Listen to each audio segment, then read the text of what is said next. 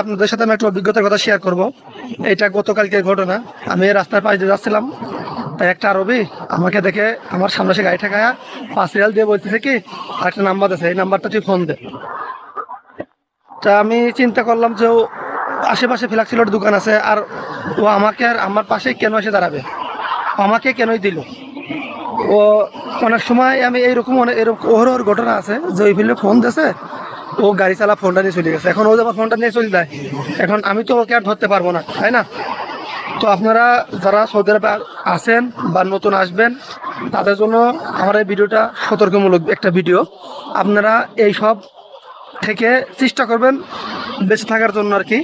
যেমন আপনার কেউ আসে না, কোনো লোক থাকলে আপনারা ওদের সাথে কোনো লেনদেন করবেন না, টোটালি কোনো লেনদেন ওদের সাথে করবেন না আপনি।